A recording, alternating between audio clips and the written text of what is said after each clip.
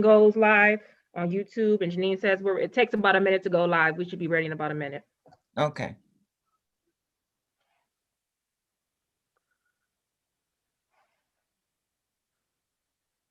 Because I see it says live on YouTube on top of my screen. Yeah, but it still takes about a minute to go to YouTube. Gotcha. Should be ready in a second. Hi, it's Janine. Yeah, it's ready now. Yeah, when you guys see it, I don't see it first, so it'll pop up for you first. So it's ready now. All right, thank you, both of you. Good afternoon. I'd like to call the Health and Human Services and Aging Committee meeting Wednesday, St. Patty's Day, March 17th, 2021 to order. Can we have a roll call, please, Madam Clerk? Call the roll, Ms. Conwell. Present. Mr. Sweeney. Present. Ms. Brown. Here. Mr. Miller. Here. Ms. Stevens. Present. We have a quorum. All right. Madam Clerk, did anyone send anything for public comment? I didn't see anything. No, Madam Chair, there was no public comment submitted. All right. I'd like to make a motion to approve the minutes from the March 3rd, 2021 meeting. Can I have a second, please? Second, Sweeney. Hello. Seconded by Sweeney. All in favor, say aye. Aye. Aye. All right. I think we have about 5 items referred to our committee today, as well as a presentation. So Madam Clerk, if you could please read the first item into the record, please. Resolution number 2021-0069, authorizing a revenue generating agreement with Cuyahoga County Board of Developmental Disabilities in the amount not to exceed $870,271.75 for reimbursement of staffing services for the DD Medicaid waiver program for the period 1/1/2021 to December 31st, 2022. All right, and who is here to speak to this item? Amber Gibbs, I'm the Chief Administrative Services Officer from the County Board, and Sarah Kamek is also on our call. She's our in-house counsel for the County Board. I believe David Merriman intends to introduce the item. David, can you? Yes. Yep, go ahead. Sorry. Yeah, so first, Madam Chair, obviously the Board of Developmental Disabilities is a strategic partner and aligned system with us. This is every year, this is a major partnership opportunity for the county's Job and Family Service Department and others to work together to ensure that we have coordinated services with the Board of Developmental Disabilities. So, I'm going to ask Dan, is there anyone else from the department you want to speak to this, or shall we ask the DD to provide their part of the detail? Paul Porter will present the details for the county. Great, thank you, Paul. Thanks, Dan and David. So committee members, this is a revenue generating agreement for a 2-year term, 2021 and 2022, in an amount not to exceed $870,271.75. And this is for reimbursement of the cost of staffing for CJFS workers to complete Medicaid waiver enrollments and redeterminations for CCBDD clients. An agreement in some shape or form has been in place between the county and CCBDD since 2010. Originally, it was housed under DSAS because that's where the workers for this program were at that time. And since 2011, they've been JFS members.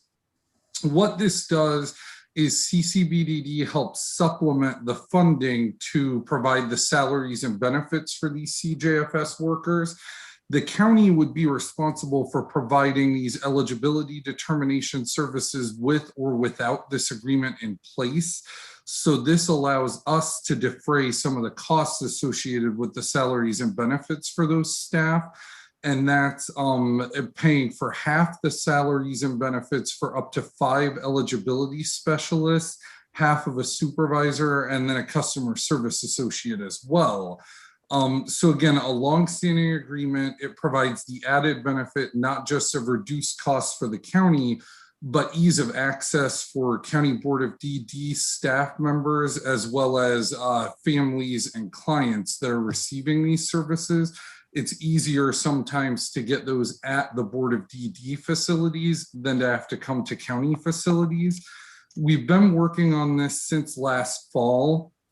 There were a few contributing factors to this being delayed past the January 1 start date, including staff transitions at the Board of DD, as well as just the overall transition to the Infor contract management system for our team.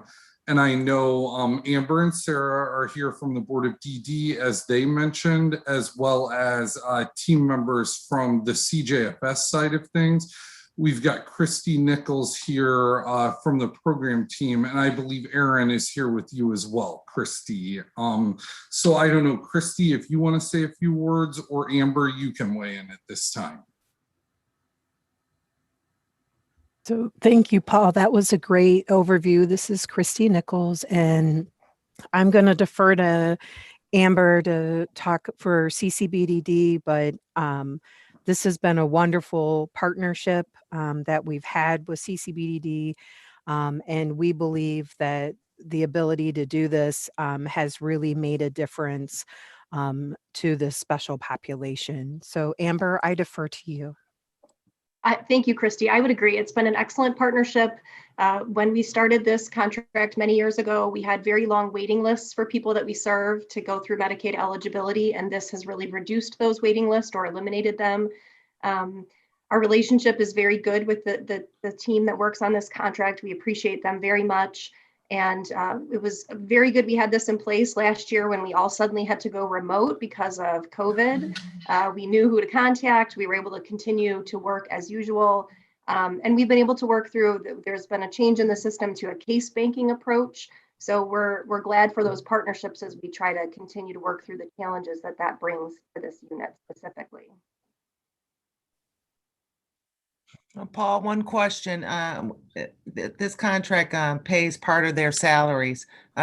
Do our employees do just this solely, or do they take care of things within Job and Family Services as well? Thank you for your question, Councilwoman Conwell. Christy, do you want to give any specifics on that? I don't know if 100% of their work is devoted to this, or if they occasionally have to do other work. Yeah, so during the regular work hours, and usually even when it's overtime, these individuals are completely devoted to the board and their work and these waivers, and also with the ICF IID facilities that are in connection with the board as well. So they encompass all that, and that's their focus. There have been times in the past where they have helped with other things, but we have had conversations with the board about those situations prior to moving folks around. And the one thing that I would add to that, as we stated before, would have to provide these services no matter what. So this allows us to not only provide the services, but to offset our costs through this partnership with the board. So it's really a win-win from that perspective.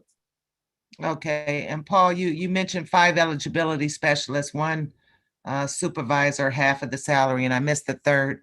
Customer service representative. Is that just 1, or?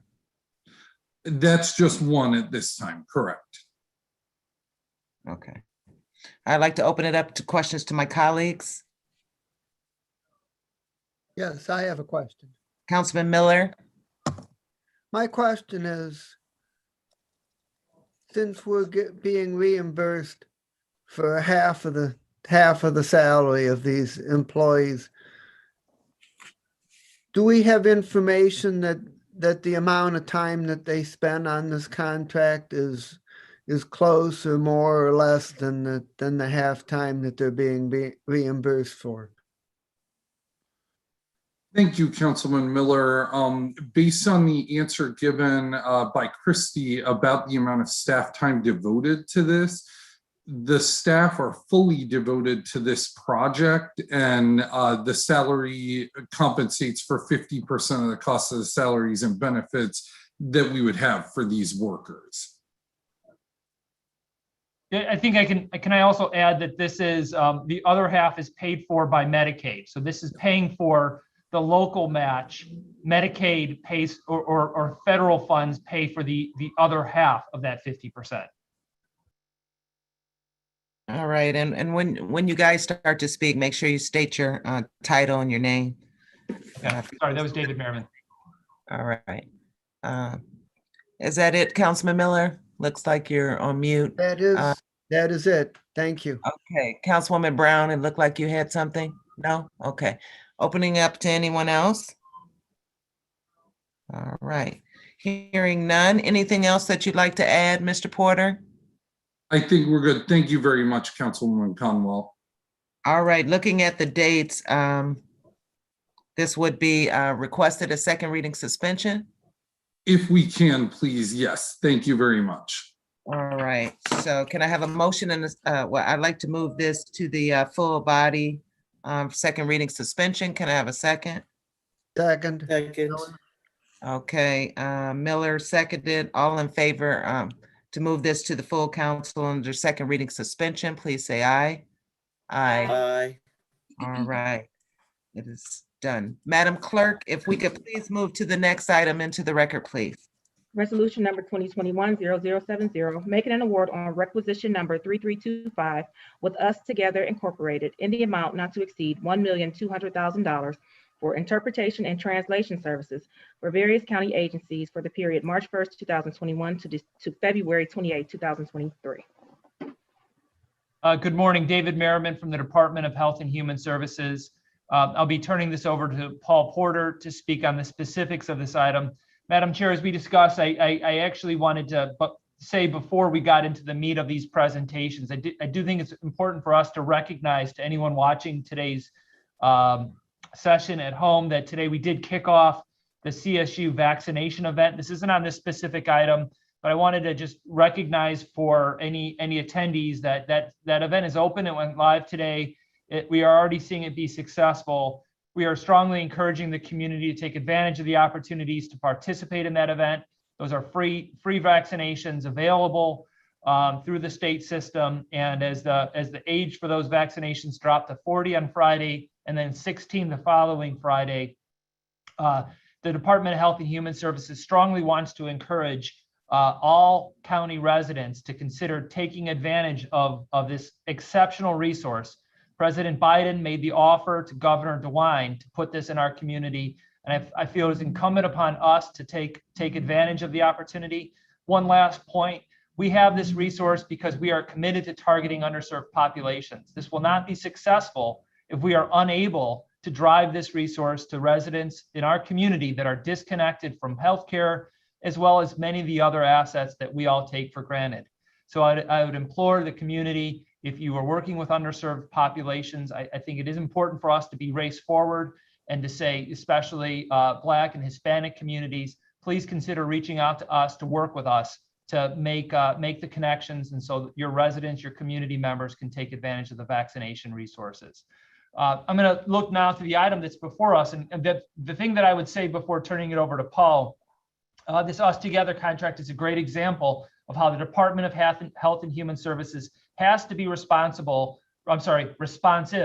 to county residents that have barriers to services. In the case today, we'll be talking about language barriers, but I would say more broadly, again, as we focus on being race forward, as we focus on equity and inclusion, our ability to meet our clients where they are and address their needs is simply essential and has to be a priority in every service that we have. Paul, what would you say about the contract before us? Thank you very much, David. So by way of explanation about the contract itself, this is a contract for interpretation and translation services, not just for the Department of Health and Human Services, but we have added several other different county departments that can make referrals and request services under this contract. That includes the Ohio Means Jobs Program, the County Board of Revision, the County Treasurer's Office, the Office of Public Safety and Justice Services, as well as new this year, the Personnel Review Commission. This was an RFP that was completed last year. The RFP closed on October 28th, and there were 8 responses out of 27 different RFPs that were pulled. Us Together submitted the highest scoring proposal, so we're moving forward with an award to Us Together, which happens to be the current vendor for this service, or the vendor for this service prior to their contract expiring 2/28. One thing that I would say, not only does this contract cover a variety of departments, but this vendor has been nimble during the pandemic to continue providing services, particularly as folks had to access services through the Department of Health and Human Services. They've been able to continue providing interpretation and translation even in a remote capacity. And I am joined by Nadia Kasman from Us Together, who might be able to talk a little bit more about the specifics of their service delivery. The other thing that I would note is this is a 2-year contract with dates from March 1st, 2021 to February 28th of 2023. There is an additional option year after that this contract could be extended based upon provider performance, agency priorities, and funding availability. The Personnel Review Commission was added at a little bit of the 11th hour, which explains why this one's a few weeks late. We would have preferred to have it before you and approved by council prior to the March 1 start date. But once we added the PRC, we made every effort to get this in as soon as possible and have it appear before you. All right. Ms. Nadia Kasman, would you like to share anything? Thank you so much for inviting me to be at this meeting. I really appreciate opportunity to continue working with the Cuyahoga County. And I also want to mention that in addition to providing the highest quality interpretation translation services, we also are going to build on our successful current training program with Cuyahoga County, and we will enhance our cultural competency and professional development of Cuyahoga County staff by offering a series of trainings and consultations. For example, we have annual trainings on how to effectively work with interpreters. We also have trainings to bilingual staff on various groups and various topics, including how to work with victims of torture, trauma, mental health, domestic violence issues. And so we're very excited to also expand offerings in that part of our services. And I want to thank all the Cuyahoga County staff that worked with us in the last couple of years as we moved to our new platform, which actually allowed us to be so nimble during pandemic. And I have to say that Cuyahoga County was our pilot. You know, the first client that we moved to our new platform. So now we can offer video interpretation and audio interpretation, and not just for languages, but also for sign language interpreters. And we are very excited, you know, to continue doing that, but also really appreciate the patience and the willingness to learn new system from everybody we worked with. And specifically, I want to thank Christian Tobin, who have been instrumental in moving through that project and, you know, really providing amazing support and technical assistance to our organization. Thank you so much. Thank you, Ms. Kasman. Paul, I'd like to ask one quick question. Seeing that Invest in Children is not on this list, aren't they in need of these type of services as well? Invest in Children, Councilwoman Conwell, would fall under the HHS umbrella. So if any referrals happen to come in involving HHS, we would make sure that was covered. That might have been an oversight that their agency wasn't listed on the HHS list. But what I would say is any of the requests for service come through HHS, and there have been occasions when, you know, other county departments that maybe aren't listed initially have had to have that service. I think that's part of why we added in the PRC. And as Nadia can probably attest, I know Christian, who'd love to be here today, but she's out ill. She just fielded a request for an internal interpretation need where we had a staff member who could benefit from interpretation of a training that was occurring within the county. So this is a service that faces both internally and externally, and we would make sure that any HHS department has access to it. Madam Chair, All if I right. can on that point, David Merriman, I do just want to take a second to acknowledge Christian Tobin's great work on this. She has done an outstanding job, as has the balance of the contract administration and performance unit. This is a service that began in JFS for the clients of JFS that has over time just broadened, and when asked, that group has extended the contract farther and farther every single time, so that we can get this language interpretation and translation service available to anyone that needs it. So I do want to acknowledge CAP, because I think they've been enormously flexible, and expanding to PRC this year is yet another example of how we see the work of our sister departments is something that's core to us that we also support. All right, thank you. One question, were they our service provider last year, this Us Together? Affirmative, yes. Us Together has been a vendor for multiple years under this contract. I believe it was for the past 3 years. Do you recall, Nadia? I think think for the last probably 8 years. 8 years, okay. And we've expanded our capacity greatly to meet the ever-growing needs of population in Cuyahoga County. Right now, we offer interpretation in more than 200 languages. And Councilwoman Conwell, I would add that we typically do the RFPs for this service on a 3-year cycle. So the most recent contract would have expired February 28th, and that would have been issued probably in 2018 for services in 2018, 19, and 20, and then a fraction of 2021. Okay, so a new RFP will be coming out? Well, this is the product This of is the the RFP, Gotcha. and then after this term is over, we would do another RFP after that. Okay. And just to be clear, Paul, the Personnel Review Commission was the only one that was newly added to the list from last Correct. year? They're the new one for this year. The other ones were present on the agreement last year. Okay. I'd like to open it up to my colleagues for any questions in regards to this contract. I have a question. Councilman Miller? Thank you. And my question is that since this contract serves multiple departments, how is it paid for, and how does the accounting work so that the funding for the services comes from the right places?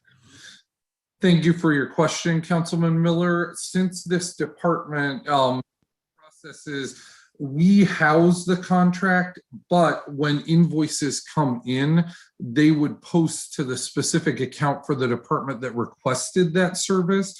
So for CJFS purposes, most of the reimbursement is federal TANF dollars. For other departments, for instance, the PRC, Public Safety and Justice Services, they might rely more on general fund dollars for their portion of the expenses. The contract management system allows us to set up separate accounting lines for each department. So when those invoices come in and they're processed, they would post to each specific account for that department. Thank you. And if I may add, Dan Humphrey, the administrator for HHS contracting, the invoices detail each individual instance of translation and identify which county division or department or agency is being served.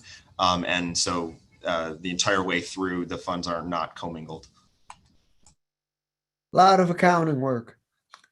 Thanks, Yes. thanks for the answer. Any other questions for my colleagues? All right, seeing none, hearing none. Paul, anything else you'd like to add? You or Ms. Casvin? Just thank you for your consideration of this item, and in anticipation of your next question, based on the March 1 start date, it would be best to have approval on second reading suspension if you could, please. All right. So I'd like to move this item to the full council under second reading suspension. Can I have a second? Second, Stevens. Okay, seconded by Stevens. All in favor of moving this item to the full council under second reading suspension, please say aye. Aye. All right, this item has been referred to the full council. Madam Clerk, if you could read the next item into the record, please. Resolution number.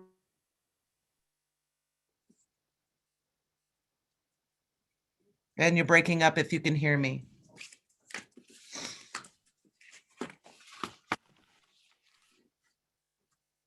Hi, Yvonne, it's Janine. I think Ashley is having some technical difficulties. Yeah, so the item did not get into the record. Yes, ma'am. Give us a couple seconds. All right.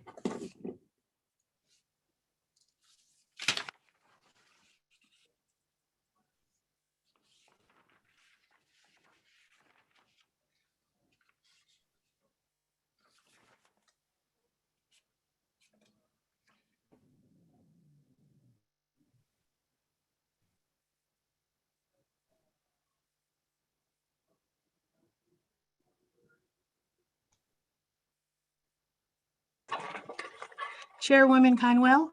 Yes. It looks Hi, like the clerk Ashley is still having technical difficulties, so I'll continue and read the item into the record. All right, thank you. Okay, resolution number 2021, excuse me, -0071, authorizing an amendment to a contract number 347 with Emerald Development and Economic Network, Inc. for the Rapid Rehousing Program for homeless individuals and families. And it's for the period January 1st, 2018 through December 31st, 2020, to extend the time period to December 31st, 2021, and for additional funds in the amount not to exceed $2,166,724.90. Thank you, Madam Clerk.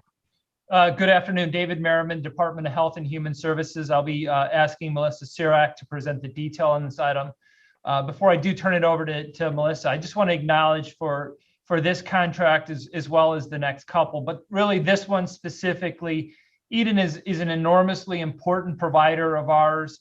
They have been extremely flexible with the county. I feel like if there's a provider that springs to mind that keeps just bending with the availability of funds and doing what is in the best interest of the client and the community, Eden's at the top of that list.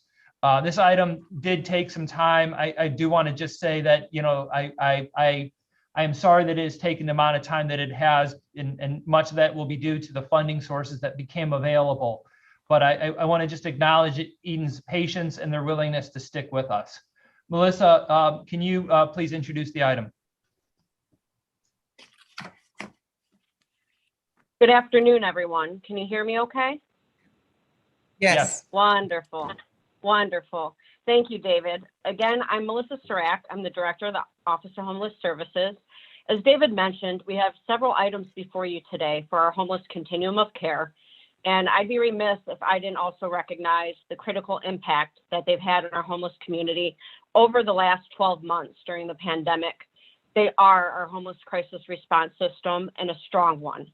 The pandemic has required providers to continue to be resilient, nimble, and serve our community in an even more holistic manner. I'm blessed to serve as the lead agency and to work beside them. Moving forward to our first item, OHS is requesting approval of a contract with Emerald Development and Economic Network, Inc. These funds are used for the Rapid Rehousing Program, which provides short-term rental assistance to enable homeless persons and families to move into housing quickly. Funding also provides supportive services during the rent subsidy period to help stabilize the household. The core components of rapid rehousing are as follows: housing location and inspection, rental assistance, and rapid rehousing case management. And lastly, the primary goals of the project are from shelter to permanent housing, assure that the household will be able to sustain their rent after the subsidy ends, and link households with other services in the community to promote housing stability. Also with me today, I have Elaine Gimmel as well as Jen Griffin from Eden to answer any additional questions that you might have. All right. I did see that we were sent a presentation from Eden. Does anyone would like to speak to that presentation or that we received? So good afternoon. And I believe it was from Eden. Go ahead, Elaine. Yep, this is Elaine Gimmel. I'm the Executive Director of Eden. And we just wanted to give you some program data. I know oftentimes when we present on rapid rehousing, there's questions that surface just about the program and how many people are served, what's the length of assistance. So we were trying to give you a comparison from 2019 and 20 as to how many households were assisted through rapid rehousing. So in 2019, we had 433 households that were served. In 2020, it was 444. So even with the pandemic, as Melissa said, you know, the homeless system has continued to try to get people out of homelessness and into housing quickly through various resources. And rapid rehousing is an important resource because for many of the programs, you know, you have to have a disability to qualify. Rapid rehousing is one that you don't have to have a disability to qualify for the assistance. The length of time that we are have been helping people over this past year for, we have a set parameter when we develop the programs. So typically for an adult, we assist with 4 months of rent and a deposit, but we have seen that we've been at about 5.6 months. So we have needed to assist adult singles longer in order for them to sustain the housing or to get moved to a permanent subsidy. With families and youth singles, we usually help with 6 months and a security deposit. But with families, we've seen that they've needed over 9 months of assistance, and with youth singles, almost 9 months of assistance as well. So what we have been able to do is if somebody comes into rapid rehousing and we have our kind of set months of assistance, if they need extensions for those basic 4 and 6 months, we're able to continue that.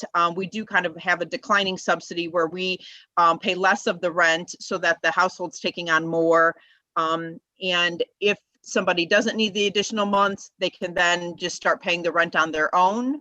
But in many cases, and I'm sure Jen can probably speak to this better than me, we're seeing that people need ongoing subsidies. So we have been able to transition people that are receiving rapid rehousing into our continuum of care subsidy programs. So we're working with coordinated entry to take the referrals to get them an ongoing subsidy. And then Eden also has our own mainstream housing choice voucher program. And we established a preference for people who were homeless or in rapid rehousing. So we have been transitioning people from the rapid rehousing program into that subsidy program as well if they need a permanent subsidy, which many of the households do. You'll see too that our average age for applicants are 37 years of age. Our largest family has been 11 household members, so we do have some large families. Average family is 2.2 dependents, and then the average rent is about $656. So we really do try to find units where the rent is affordable, and sometimes we wind up negotiating rent with landlords because this isn't permanent to start off with, and we can't always guarantee that there will be a permanent subsidy. We try to make sure that the rents are affordable enough that the household's going to be able to sustain that housing at the end of the time frame that we're supporting. So 656 might seem, you know, low for some of the families, but again, that's for singles and families all together. And then we also included some of the zip codes that were the top 10 zip codes that we have households in. I will definitely put in this that we are having a very difficult time finding landlords that will accept our subsidies and our clients. It has gotten worse over COVID. The vacancy rates are down because of the eviction moratorium, but along with that, because of the eviction moratorium, landlords that have vacancies are really hesitant to take tenants because they're afraid that if problems come up, they're not going to be able to evict them. So we have had a difficult time finding landlords. So what we have done is we have obtained funds that we're calling Landlord Incentive or Risk Mitigation Funds, where we are offering landlords sometimes a double security deposit. We're helping pay for application fees. We're just trying to think of any type of incentives that landlords will be willing to then take the clients that we have in our programs, because we have vouchers to use, but we also need landlords as part of this to move families and individuals into. So that has definitely been a difficulty. Even though the numbers have increased that we've been able to house this past year, it's becoming just kind of an ongoing issue for all of the subsidy programs that we administer. And Jen, I don't know if you want to add anything to this. Yeah, I think you did a great job describing everything. I would just echo that recruiting landlords is probably one of our biggest challenges right now, along with, extending folks longer than we had initially anticipated through our budgets. But we've been able to leverage different rapid rehousing grants to extend people for as long as they need in order to get them back to work and able to afford that rent. We never want to close anyone out prior to them being able to pay rent on their own. So luckily, we've been able to leverage different resources to be able to do that. Right. I thank you for your presentation, and thank you, Elaine. You, Director Gemmell, you definitely answered many of my questions. One that I have lingering is in regards to the funding, how this project is funded. Has it always been funded by these various grants? And I guess that would be Director Sirac would answer that. Yes, ma'am. I'm sorry, Councilwoman Conwell, I'm working on it. So for this particular amendment, there are three funding sources. There's ODSA, ODSA Cares, and the City of Cleveland ESG. So some of this additional money used for this purpose has come down with the COVID pandemic, but some does remain as a consistent resource that goes through the continuum of care. And all of those are in culmination for this particular amendment. Okay. Madam Chair, David Merriman here. If I could say one thing on that as well. Yes. I would say there isn't a department in Health and Human Services that has had a more complicated time over the past year than the Office of Homeless Services. The availability of funds, the shifting of services, and I think this is a great example of how they have done an amazing job stitching together multiple funding sources to provide quality services. So in fact, this is in some ways improvement of services, as counterintuitive as that may be. I know this team is takes it very seriously, the fact that this is late, that Eden has really had to extend itself during this time, and how unfortunate that has been.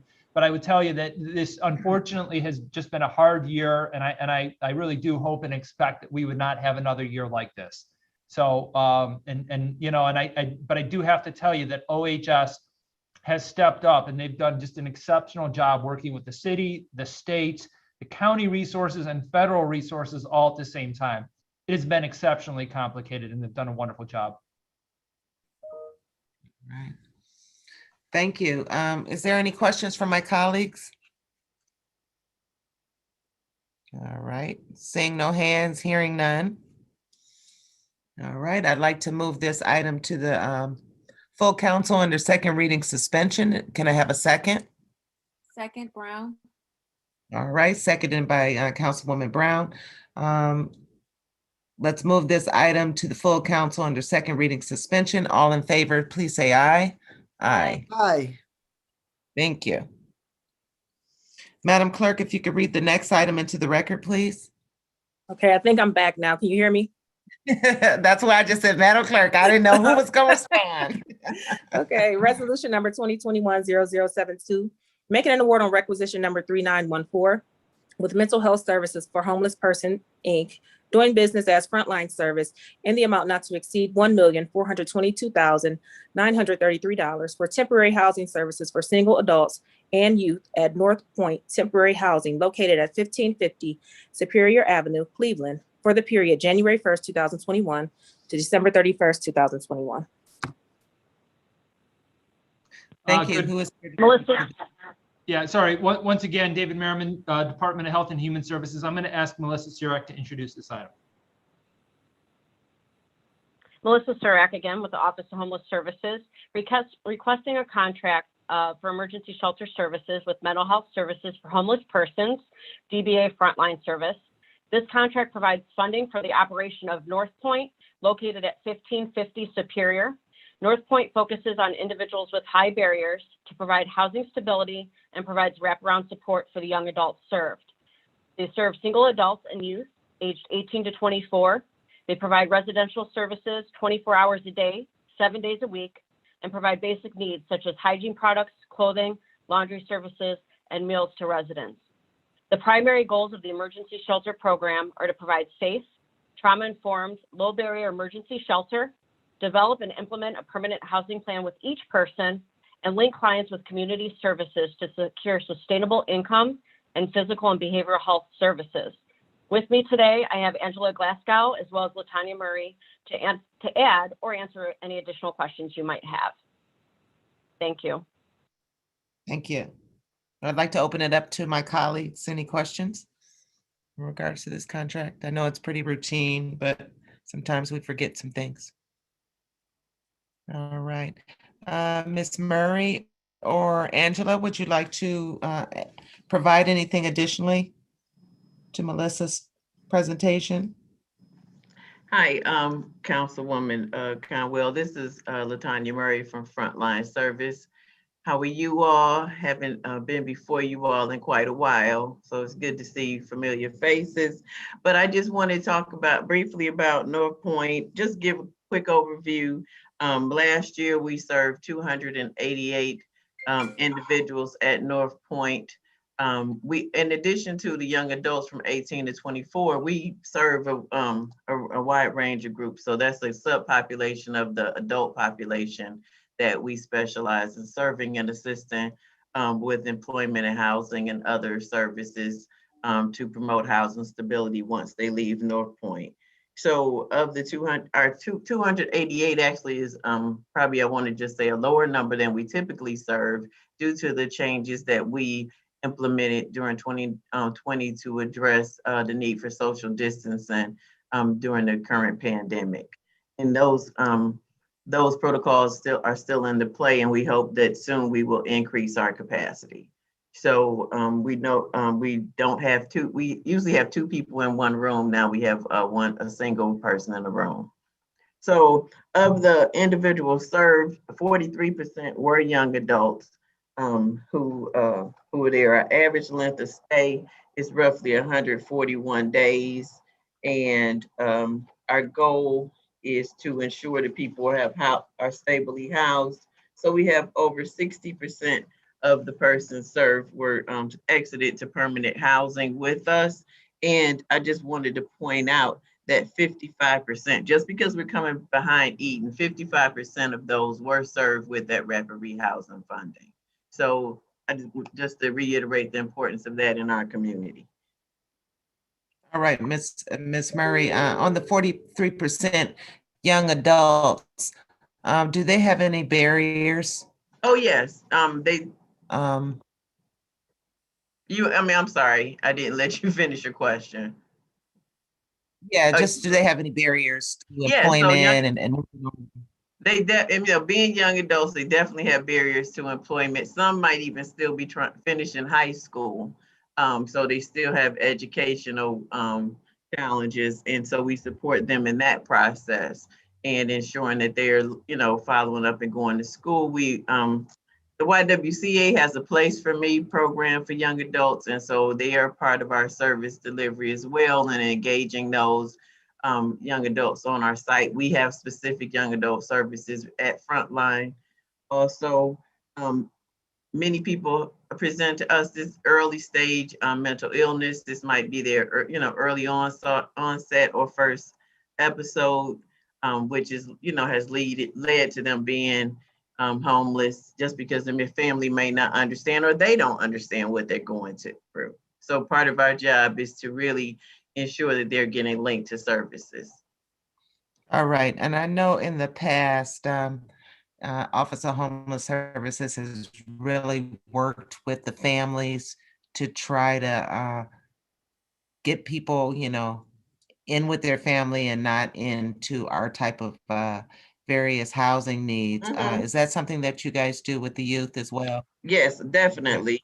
22% of those who left us returned to family and support services. So they left us not going on their own. So that 54% went, might have gone to rapid rehousing, but we had 22% permanent housing option was actually their family. And of another 12% that left us with temporarily staying with family till they got on their feet. All right. And I would like to open it up to any of my colleagues if they have any questions. All right, then we will give Angela. Is it Angela? Would you like to share anything?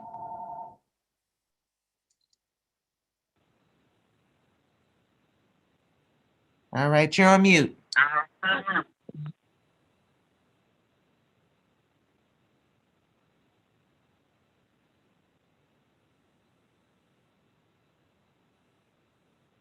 All right, Melissa, does Ms. Gill? All right.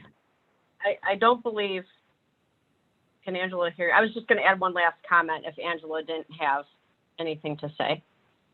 Well, she unmuted. Are you ready, Angela? There she is.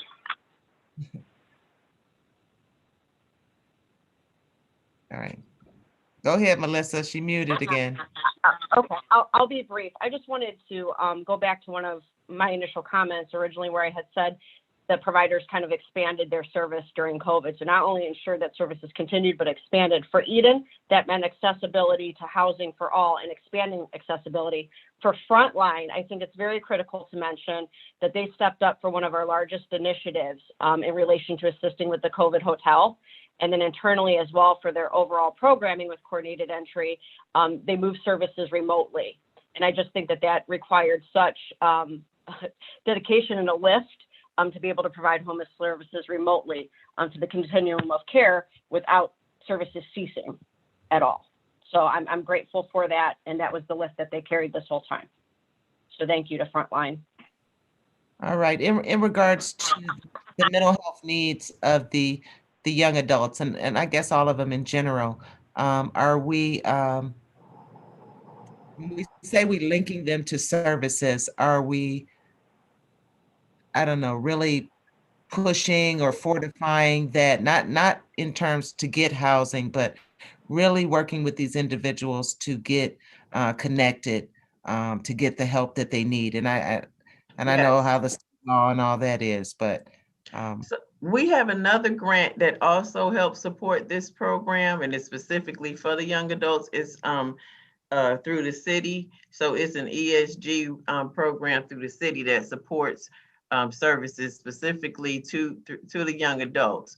And we call it Bridges and to housing. So they come on site, engage individuals who are homeless, experiencing mental illness, supporting them, help them get linked. So in addition to our on-site case management, the young adults are getting an additional support through this particular service targeted to those with mental illness. And then they continue to do critical time intervention and assist them during their transition into housing. So they are that steady bridge. They are there to be the safety net while they're moving from North Point and homelessness into housing. So they continue to support for at least 9 months through that transition period. okay.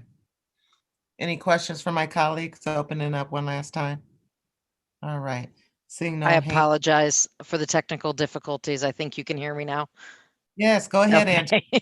I was just going to say, I think LaTanya wrapped it up, and I was going to comment on what Melissa said about some of the transitions around the services and the bridges to housing, but being muted, they covered it for me. So thank you again.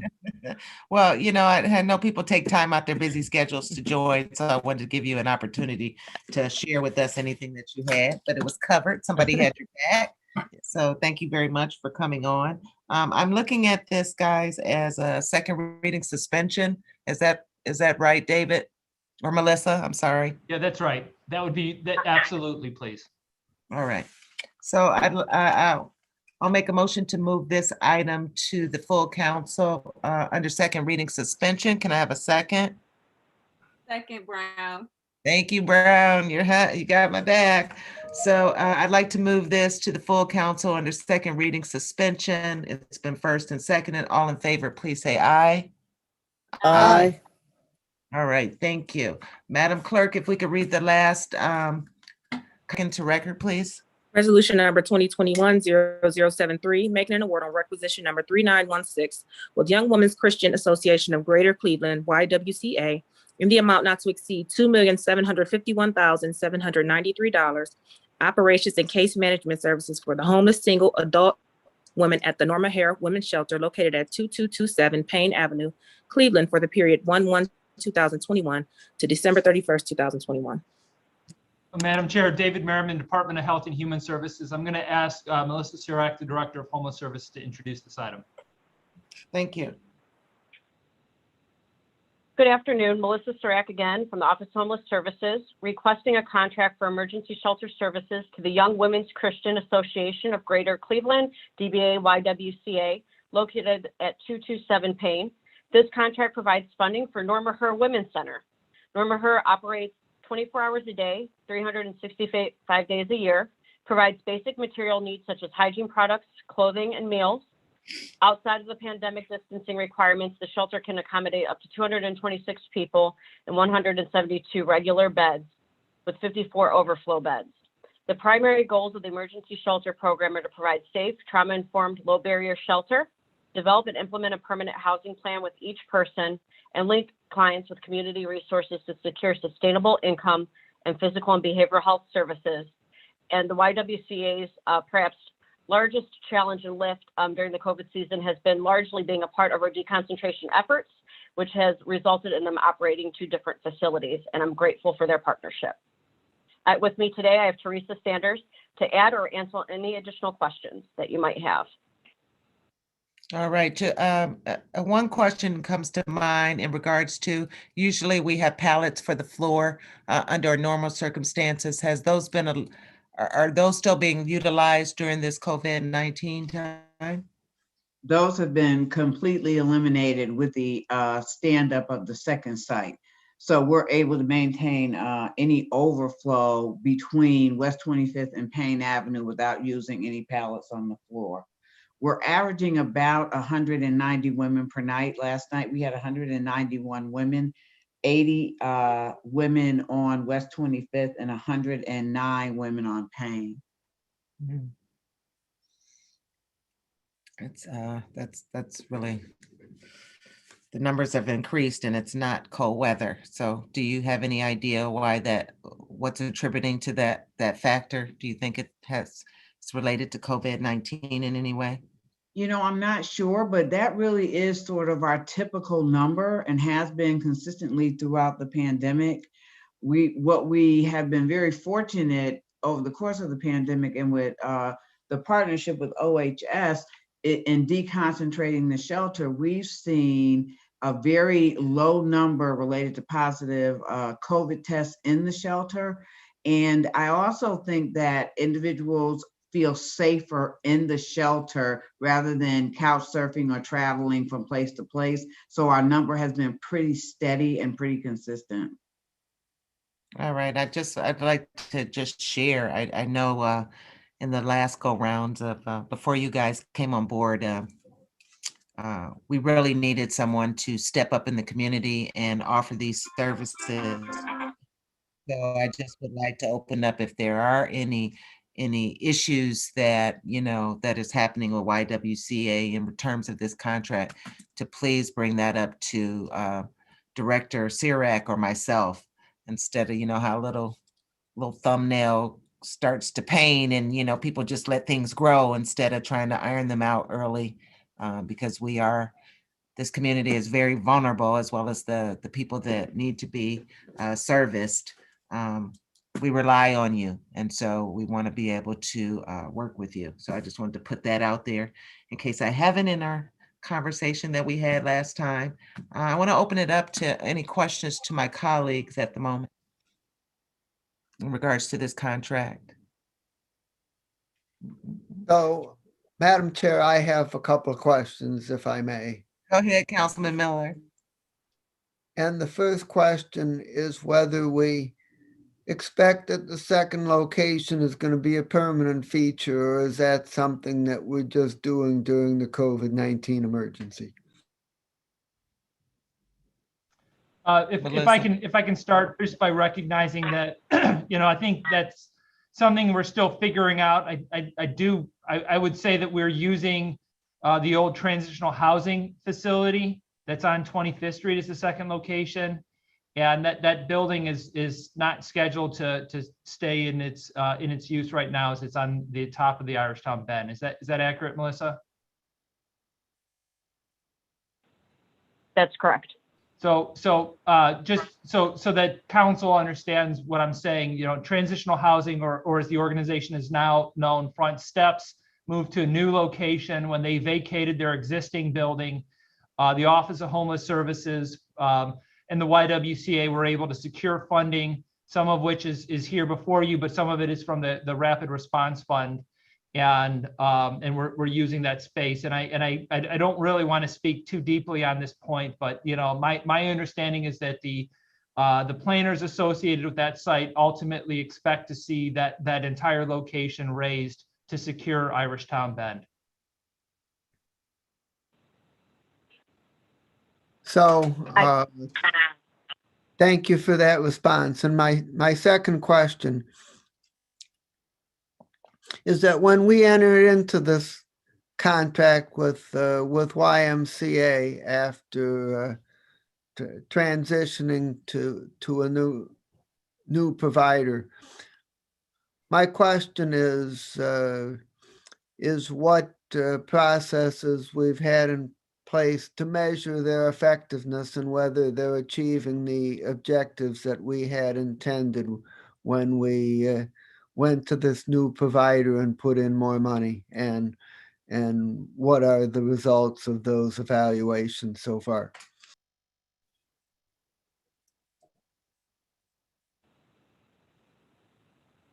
Councilman Miller, I could share, Melissa Surak, I could share that built into each of our RFPs and contracts, to your point, are performance measurables. I don't have any specifically with me today, but I can share that those are in contract, and working with the DCAP department, there is monitoring that is conducted through DCAP as well as our office. And in general, the individual would be held to this, and this is definitely an area, as I've transitioned and now at the helm, that I would look to further work on, evaluate, and potentially tweak as we move forward based on what our expectations or requirements might be in contracting. If you're interested in any direct deliverables, I could look into that for you and follow up with you at a later time. I would appreciate that. And I would also like at this time, if you could give me an indication of the administration's general level of satisfaction with YMCA's performance on this contract.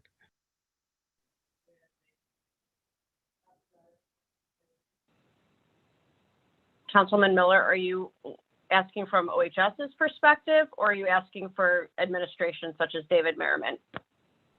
Well, I would start, please, with your perspective. You're probably the closest to the ground. Well, and being closest and relatively newer to the ground, I would say that I have great respect for the work that entails operating a shelter. From my prior experience, having done so, I fully understand, the position that the YWCA currently sits in, and respect the work that they do. In my involvement with them thus far, I would say that they've been a great partner as we've worked through COVID and a pandemic, and really heightened their ability to be flexible in the way that they're providing shelter service. So being relatively new to operating a shelter themselves, they've definitely shown some flexibility and nimbleness during this time, as far as I've been on board. And David, I'll invite you to add. Yeah, I would agree with Melissa. I think Teresa Sanders has really stepped up. I think she and the entire organization stepped into one of the most complicated services that exist within Health and Human Services. I would say there's a learning curve that any organization would go through, and when you take on running a shelter in this way, and I think they were well moving through that curve. The pandemic hit, which is a multiplier that will have an impact on every system. And I still think that they've held it together. They've kept it going, continue to improve. I know that Margaret Mitchell has been personally invested in these services. She's joined us as we toured the site for that second location personally. So Margaret and Teresa Sanders. And I feel like there's top to bottom involvement. The system continues to improve. I think the other thing that we just have to also acknowledge is I think all providers are beginning to ask questions about, when COVID ends, or as it becomes more manageable, what exactly do we return to? I don't know that we want to have that discussion today. It'd be a discussion for another time, but I do think we have to recognize that, that a shelter environment has kind of exposed itself to a pandemic. All of our providers, LMM, YWCA, Frontline, Eden, all the others have done an exceptional job extending themselves and being flexible, as Melissa described it. But, we're going to now have to have a tough conversation about what comes next, because I think we all now recognize we have to do more to deconcentrate. YWCA has been clear that that's a recommendation. I think they've been very vocal as advocates for a better response. That's going to take time, and I'm confident that Melissa can manage the community conversation that needs to ensue. All right. Thanks. I don't have any further questions at this time. All right. I'd like to open it up to any of my other colleagues that may have questions in regards to this contract. Seeing no hands or no unmuting of the buttons. I just want to follow up on real briefly, since we have Elaine Gemmell on, as well as Teresa Sanders, in regards to any repairs or anything that's going on with the agency that needs to be dealt with, or is everything flowing good? I'm not sure Elaine is still on. I think, did Elaine drop? No, I am. Okay. No, I'm still on. Okay. I stayed on just in case there were questions about Norma Hare. So we're doing our normal repairs. Last year, we did do significant repairs of the 2 second floor bathrooms, which I know that I shared pictures with Councilwoman Conwell, as well as Melissa and Allison from the Office of Homeless Services.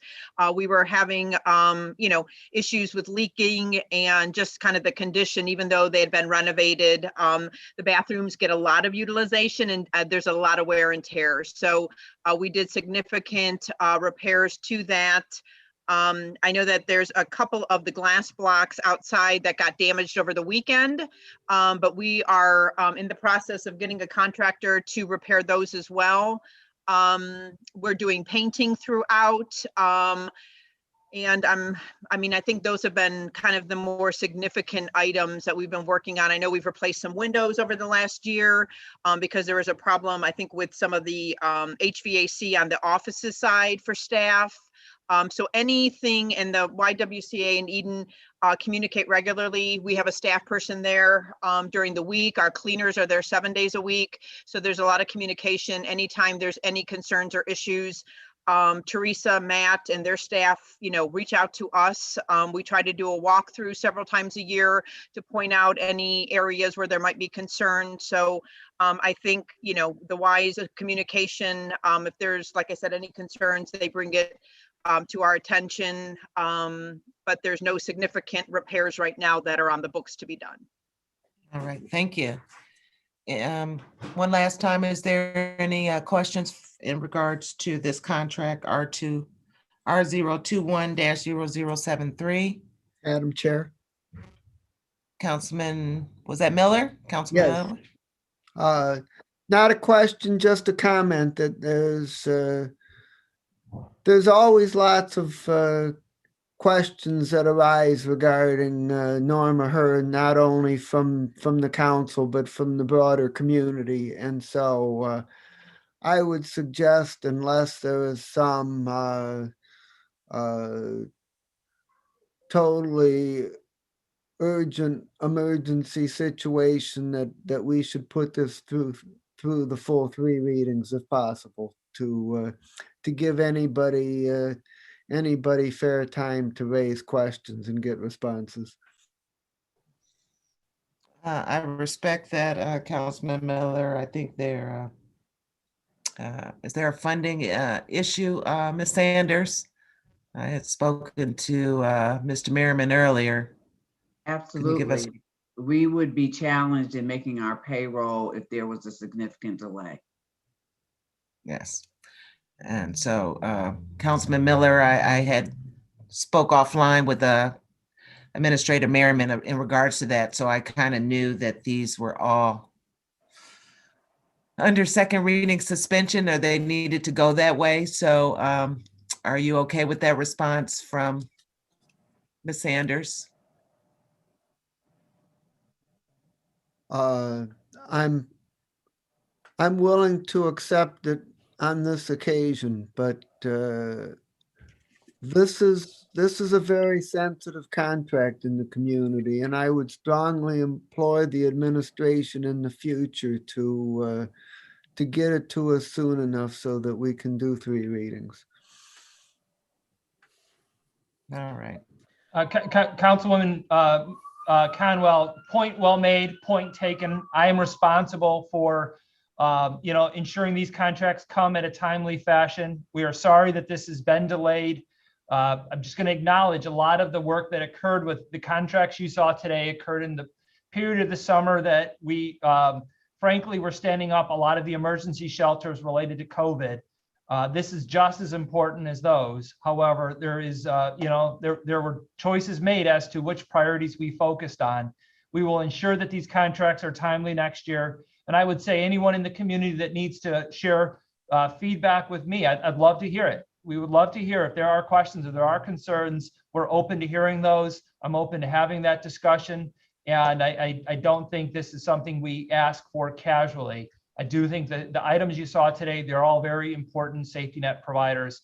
I think they've extended themselves greatly, and we really do feel that there's a sense of urgency. Otherwise, I would not be asking the chair for this passage in 2 readings. All right. Any final questions from any of my colleagues in regards to this contract? Seeing no hands, seeing no buttons unmuted, I'd like to make a motion. No, Madam Chair, I'm prepared to support it.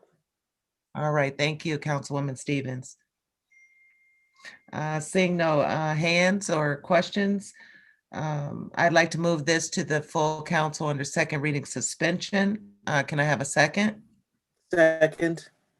All right, seconded by Stevens. Again, I'll ask that we move this to the full council under second reading suspension. All in favor, please say aye. Aye. Aye. Aye. Thank you all. And thank you all that, all right, the contract has been moved. Thank you all that have attended today. We do still have a presentation from the Office of Reentry.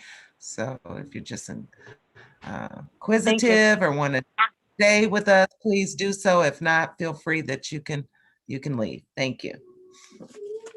All right. David, I guess you could say a few words. I'm trying to see if our speakers are here today. I do know that, yes, I see Erica.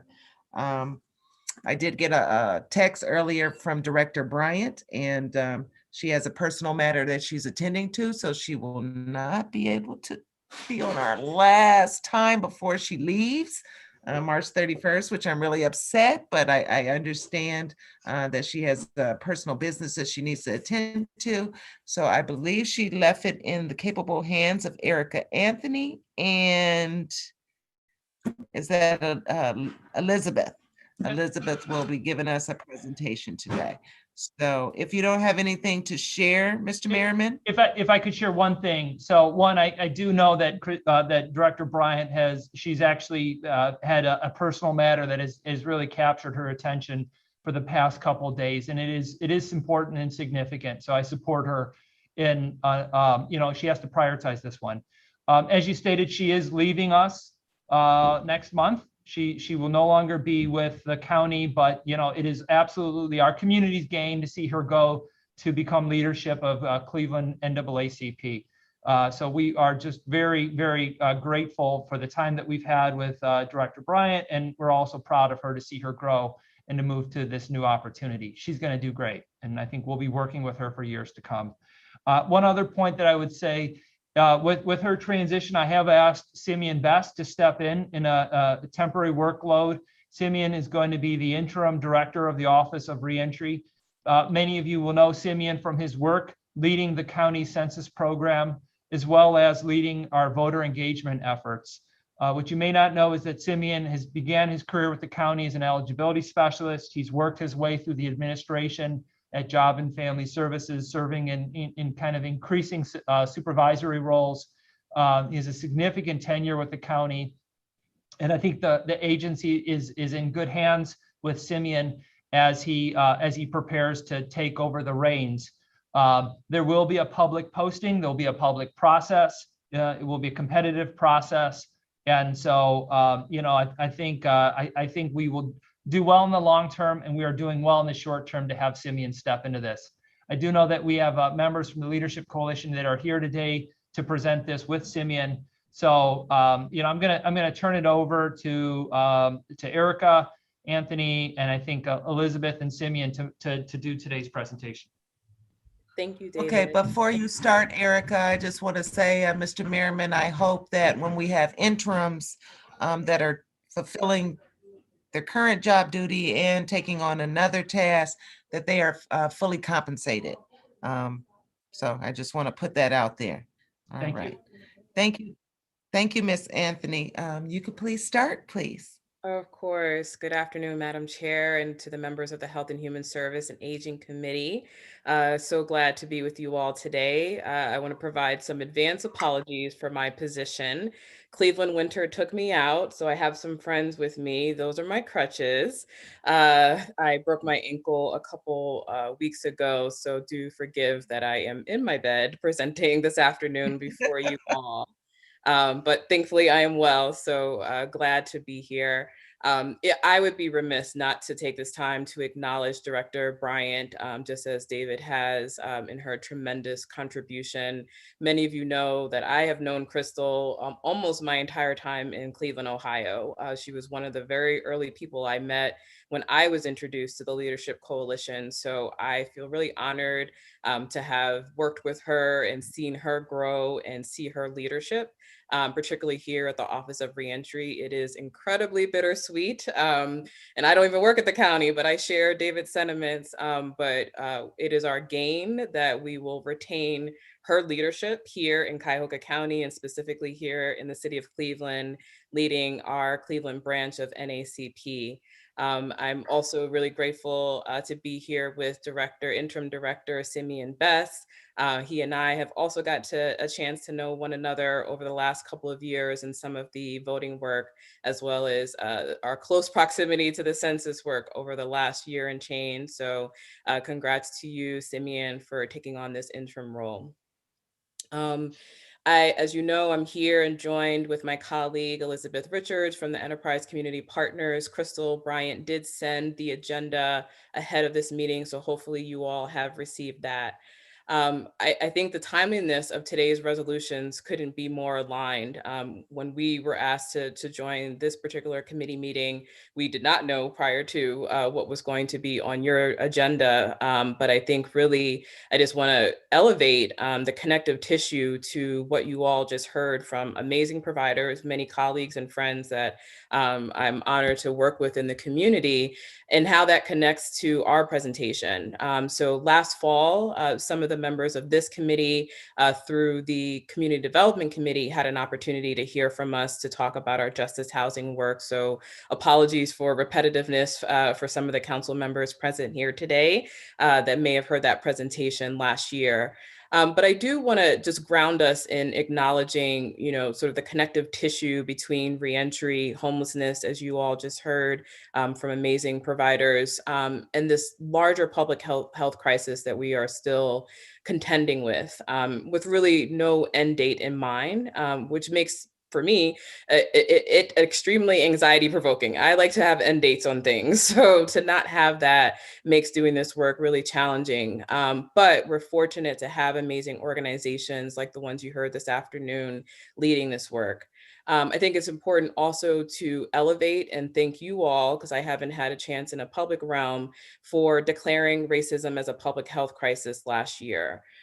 This is very much connected to what you all decided in your declaration and resolution last July, I believe it was, in addressing the systemic racism that shortens the life of individuals. It creates poorer health conditions and really adversely affects Black and Brown people globally across the United States, but for our purposes here in Cuyahoga County. When that declaration was made, I recall that there were two bullets that stood out to me: criminal justice and affordable housing.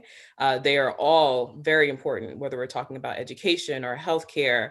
But for purposes of why we're here today, the connective tissue between the issues around our criminal legal system and our continued pervasive housing crisis is why we are before you all today.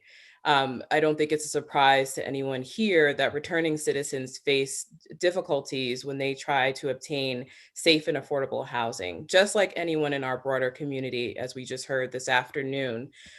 For individuals with a prior conviction, it does look different, and they may be addressing those issues from two different angles: from the individual lens and perspective, whether that individual is, while trying to obtain housing, also trying to obtain safe employment to secure their viability. They may be contending with things like substance abuse or mental health issues, and just other challenges that they may be experiencing when they return from incarceration.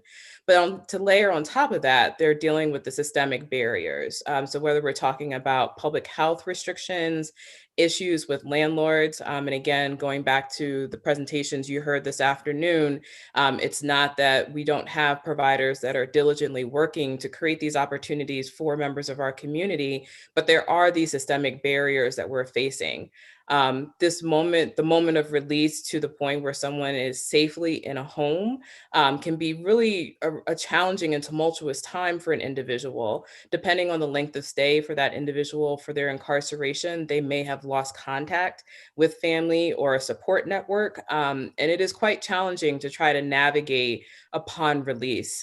We are fortunate here in our county, which is not the case across the state of Ohio, that we do have a resource center. But it's still a matter of communication and making sure that that individual returning even knows that that resource center exists and gets them there. All right, you froze a little bit, Erica. Oh no. Are you able to hear me now? I have you, Erica. Councilwoman, are you there? Councilwoman Conwell's in. Erica, I think you're good. Okay. Chairwoman Conwell, are you able to hear me? Yeah, I think we lost her. I think she's okay. She's back now. It looks like. Okay, she's good. Okay.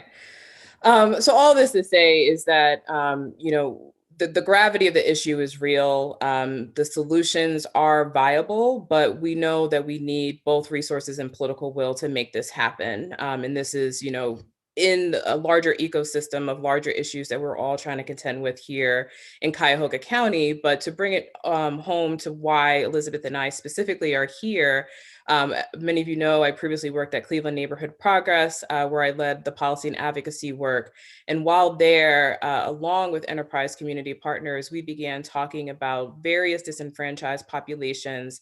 Enterprise is duly situated to build upon work that they've done specifically with the homeless population. And we began talking specifically about how we together could determine and figure out a pathway to support individuals returning from incarceration.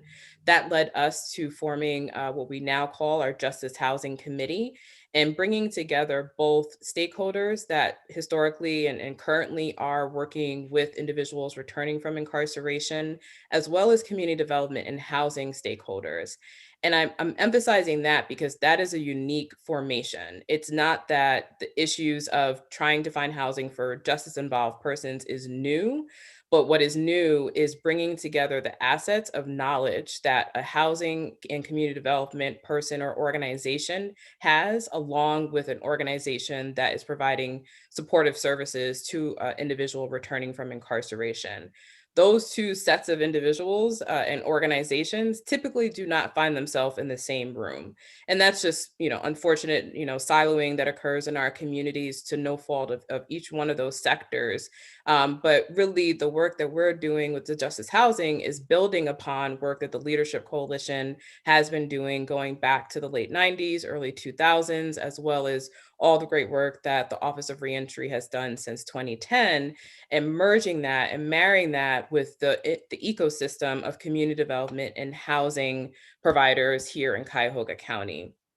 For the good, probably first year or so of our time together with those respective sectors, it was really important to provide a baseline understanding and a foundation as to why we felt it was critical to bring these two cohorts of leaders and organizations together.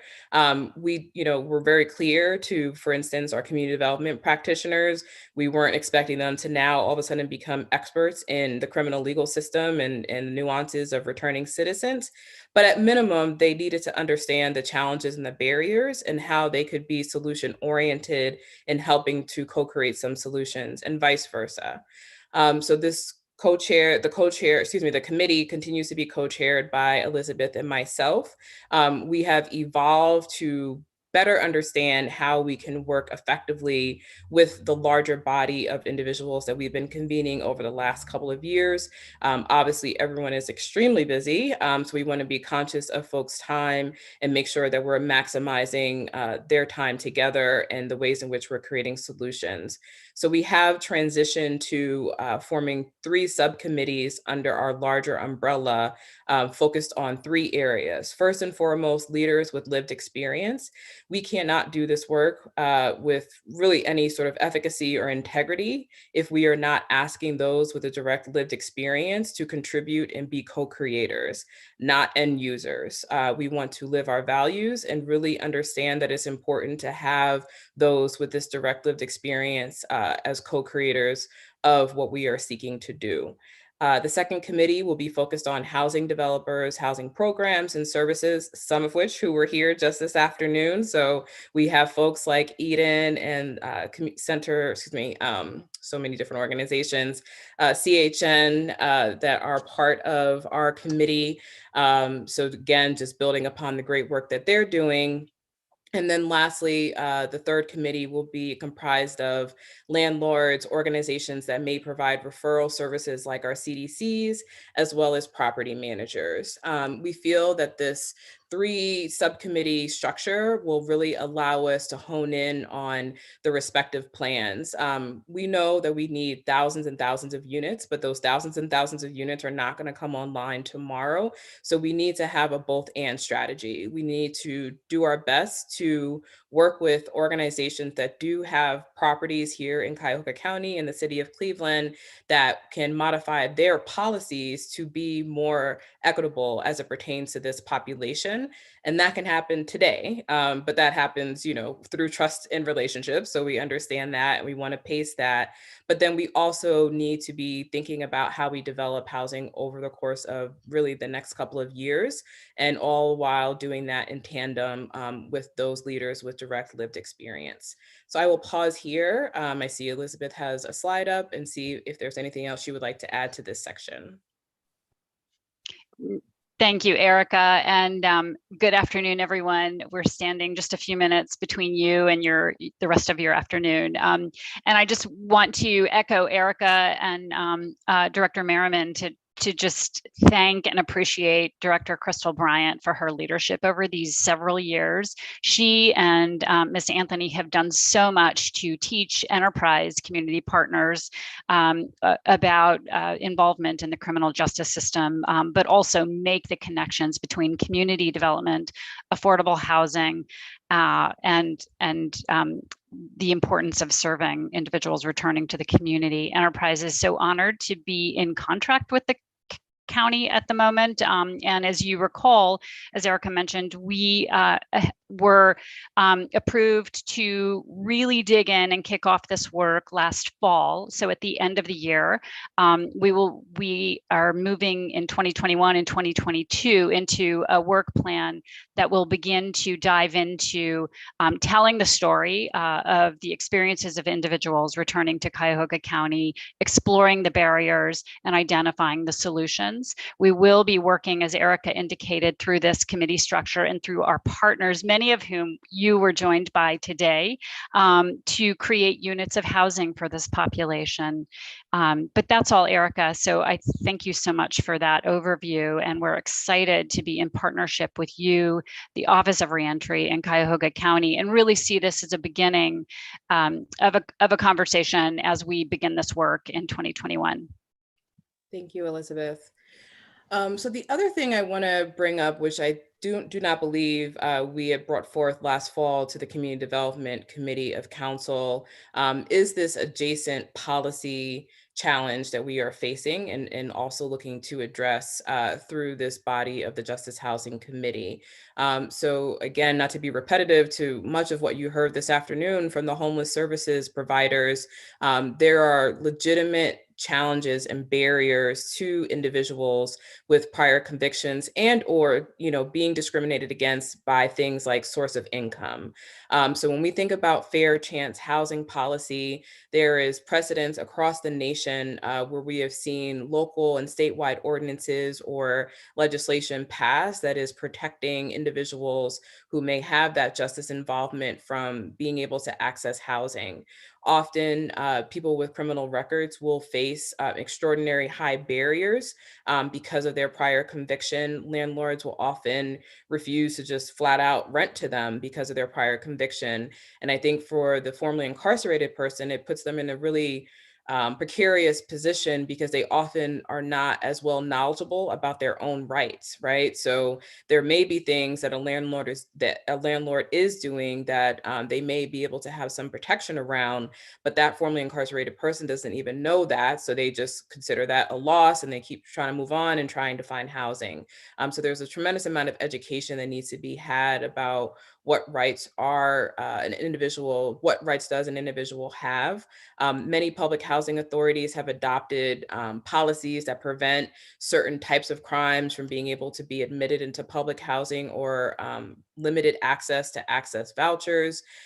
We are fortunate that we have a very value-aligned public housing authority here in Cuyahoga County, and they are present in our Justice Housing Committee as well. So we're fortunate in that regard that we have our public housing authority supportive, and there's actually programming currently at the Woodhill facility on Woodhill and 55th that supports returning citizens. But with that being said, we know that the barriers contribute to homelessness of formerly incarcerated person. Approximately half of all homeless people report a history of incarceration, and formerly incarcerated persons are 10 times more likely to be homeless than the general public. So for all that you heard this afternoon, what we're offering in addition to that is saying that this is just another sort of exasperated barrier that you will see on our homeless services, and that every single person obviously has a former record, but we know that the challenges are definitely exasperated for those with a prior record.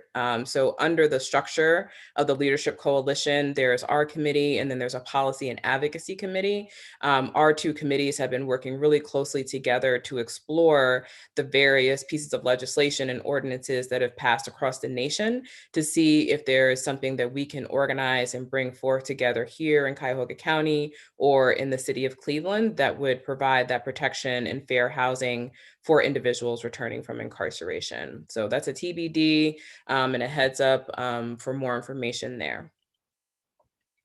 So I do know that you all have been before this committee for a couple of hours now, so I want to be respectful of everyone's time. And thank you again for availing Elizabeth and I the opportunity to come before you all and just open up for any questions or comments that you all may have for us. Ms. Anthony, if you would please keep us abreast of any policy changes that you find in regards to that, because I'm sure that, and it's quite fitting that the contracts lined up with this talk. It wasn't planned, it just kind of lined up like that. But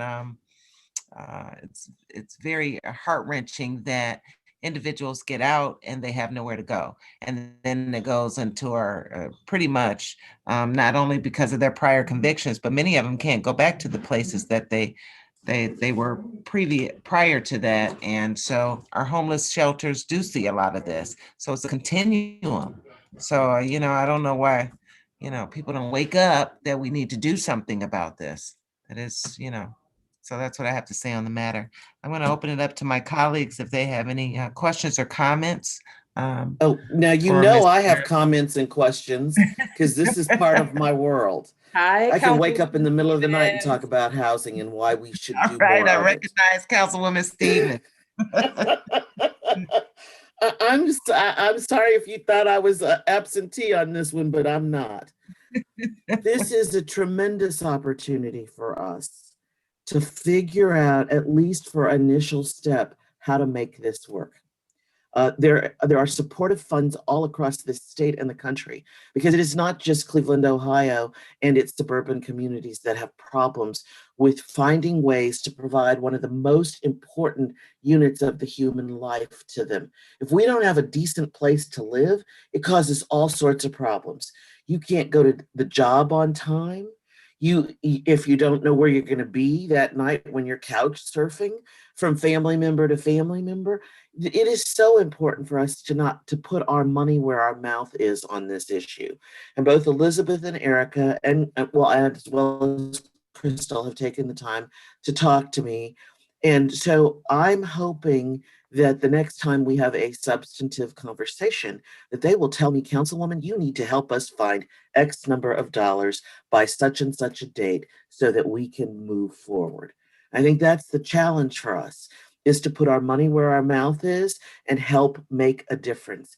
Might be smaller than we originally envisioned, but providing 50 units is incredibly important, or 100 units is even better.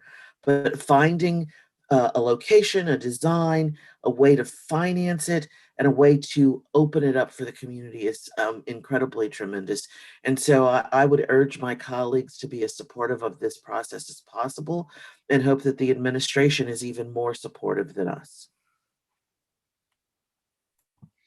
Thank you. That's it for me. Thank you, Councilwoman. Erica, I do have a question or a thought.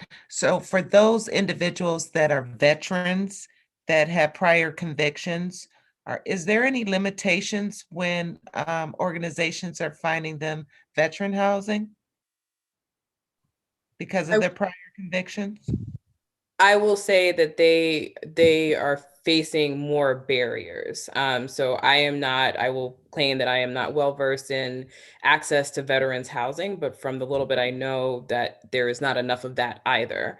And I think for an individual with a prior conviction, it makes it that much more challenging, depending on the source of income or the type of housing that they may be seeking, would provide some variation to what that barrier is. But my speculation is that it's probably that much more challenging for our veteran returning citizen population. Okay, thank you. So I can tell you from properties in my other life, in my other counties, that yes, there are restrictions depending on the source of financing for the structure that they're trying, or housing unit that they're trying to move into. So if we've subsidized it with HUD-based funds or funds from the Department of Veteran Affairs or the state of Ohio, there is a time frame that each of the agreements require that they be conviction free. For some properties it's 3 years, for others it's 5 years.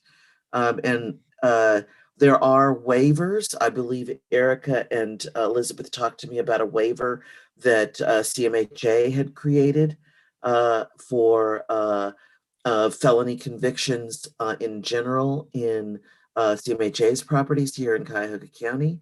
But for example, in Summit County, there isn't a waiver. And so it is incredibly important that we take a look at how we get these waivers and put them in place so that we can make sure that folks begin to turn their lives around. Anything else from my colleagues? Anything else from Ms. Anthony or Elizabeth? Madam Chair. Councilman Miller? Thank you. I would just like to ask a question of Ms. Richards, if you could just say a little bit more about what your organization does. Thank you, Councilman Miller. Enterprise Community Partners is a national organization with an office in Cleveland, and we work throughout Ohio and across the country. We work closely with housing and urban development, and we do 3 planks of work, if you will. One of them is to finance affordable housing. So we work with a lot of your community partners to make their affordable housing projects possible by working with the investors. And that would include partners like Cuyahoga Metropolitan Housing Authority, Detroit Shoreway Community Development Organization, Famicos Foundation, and on. So we work with money and move a lot of it nationally into affordable housing projects every year. Secondarily, we work on policy. We have a very substantial policy effort nationally and more recently locally that is really about working with our government, state, county, city partners to promote policies that support our communities, support residents in the communities, the organizations, and ultimately are favorable towards bringing homes to every individual who would need a home. And thirdly, we support programs. The programs you heard about earlier, Eden, Frontline Services, YWCA, we work very closely with and have for the past 20 years supported a program that you've supported through Office of Homeless Services, Housing First. And that has been the work to end chronic homelessness in Cuyahoga County. And I cannot reiterate enough how important our partnership with the county has been for us over these years, and what a leader and how deep Cuyahoga County is with resources. Although the problems are many and the challenges are many, Cuyahoga has a tremendous network of providers, as evidenced earlier. So Enterprise is a backbone intermediary organization. If you can hopefully get the sense of that from my brief description here. Great, thank you very much. I had a question for Ms. Anthony or Ms. Richards, whoever could answer. If private developers built, say, a 50-unit housing structure for previously convicted individuals, once that was built, would they be barred from getting any federal funds to subsidize or anything like that? If we went around the other way, you know what I'm saying? It's a tricky, so I am the least knowledgeable, but I will start. I don't know why I'm starting, because I am not a developer, but I have learned a lot, particularly over my time at Cleveland Neighborhood Progress. It is a tricky response. We did a site visit in New York with an organization, the Fortune Society. I actually used to work for them way back in the day when I lived in New York. Fortune Society is a social service serving organization that I say, was forced into developing housing. They have been operating in New York in the 5 boroughs for 4 or 5 decades in New York City in the boroughs. And when we met with the president, Joanne Page, she was very clear that they didn't wake up saying they wanted to be developers. They were just continuing to face barrier after barrier for their client base. And they opted to develop this. I bring her up in that organization because we asked this same question to her, Madam Chair, like, how did you do it? Like, what's your magic sauce? How did you do it? And she said, this is about really being strategic and braiding various sources together to make this happen. And I appreciated her not saying like, here's the magic solution, right? Like, we figured it out. So this is really gonna be a case by case for the type of housing that we're seeking to build. But I know Elizabeth and Councilwoman Stevens could speak to this much more than I can. Councilwoman Stevens, you were unmuted there. Oh, I was going to let you go first. All to say, I think with private, Councilwoman Conwell, with private developers, we would look at a couple of resources, and a lot of the work that Erica and I will have talked about today and will continue to speak with you about has to do with working with the private landlord market. Eden spoke to this earlier, but private landlords can lease and private developers in theory can lease without, if they're not participating in subsidy programs or looking for specific financing. So some of our work really is to identify and work with individual developers who have 50-unit buildings who would be willing to allow 10 units serve this population we're speaking of. But more specifically, you do start to look at resources, and Councilwoman Stevens probably will offer some thoughts on those specifically. But for example, you could work with a private developer and layer in housing vouchers for a number of units within that project. We could identify other financing or subsidy sources that support rent on a monthly basis for a period of time or for a long time for a population that would be served within a larger development. And rapid rehousing, which is a program you approved earlier, is a like model that we can look at going forward. Councilwoman Stevens? So the greatest barrier for conventional private for-profit developers that inhibits them from doing housing for folks who are returning from incarceration is that most of these folks don't have the kind of credentials where there's a job waiting for them that pays them even $30,000 a year. So that the cost to construct a unit or rehab or maintain a unit means that you've got to generate cash flow to service the debt on your rehab or your new construction. We're finding right now that the average cost of a 2-bedroom unit is running us a little over $200,000 to build in new construction in Ohio right now. So when you figure out that you're creating, I don't know, 40 to 50 units, the cash flow to service that amount of debt, one of those projects is going to cost anywhere from $10 to $15 million, depending on the size of the units and the quality of the construction. Then you've got a substantial debt that you've got to service. And you can't do that without some form of public subsidy or grant underwriting or lowered interest rates or tax credits in order to be able to provide the quality of units that we hope people will live in. And so the barriers are financial barriers, and subsidies have to be provided.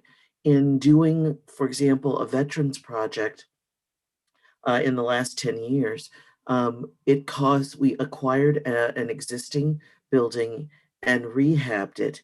And in order for us to service the debt, to actually structure the financing, we had to have grants from the state of Ohio, the Federal Home Loan Bank, and the city in which this project was located.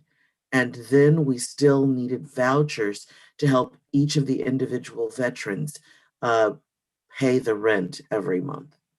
So these projects, as the service provider in New York City said to her, these are done very thoughtfully, very carefully, and sometimes it takes 2 years to cobble all the financing together, whether it's a rehab or new construction.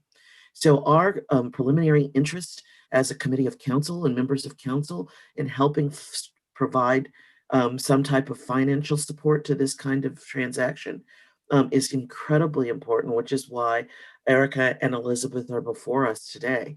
They need to talk to people much in advance so that those of us who are not in development understand why it is important for us to participate in the conversations and in the financing of projects like this. Madam Chair, one last thing, and I could email this, I believe it would be to Ms. Ashley Johnson.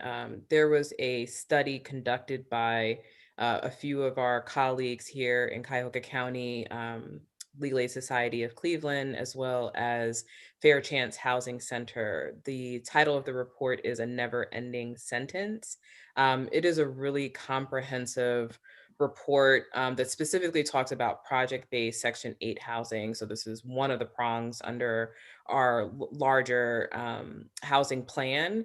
But I think it's a really good foundational informational report that speaks to both the barriers and the challenges, but also the opportunities. The report talks about many of these ordinances, going back to your earlier question about the policies that may be available. This report talks about some of the legislation and ordinances that have passed across the country that we will use as a baseline to think about what possible policy we would like to see here in Cuyahoga County and or at large. As Councilwoman Stevens said, this is not an issue that's unique to Cuyahoga County. So I think this is really a tremendous opportunity for us to be a leader among the counties here in Cuyahoga County. We were the first county to have an Office of Reentry. So I think we can continue with this badge of first to lead the efforts to think about how do we create equitable housing solutions for returning citizens? And then maybe we can work towards having statewide policies that support this, and our comrades in other parts of the state can follow our lead. Okay, thank you. Thank you both for attending today. All participants that came on today. I do want to, I hope no one else has any other comments, because I know we have another. All right, Councilwoman Brown. Yes, I just want to know if Ms. Anthony can get us a copy of that report she just mentioned. Yes, most certainly, Ms. Johnson. Actually, I have it, and I was sending it to all of y'all as we talked. Okay, thank you, ladies. Thank you. Thank you. Thank you. So, like I stated, we have a few minutes before the 3 o'clock. I apologize. I was trying to give you at least 15 to 20 minutes before you had to go on for my colleagues that have another committee at 3 o'clock. So if there's nothing else to hold our time or attention, this meeting is adjourned. Thank you all. Thank you. Take care.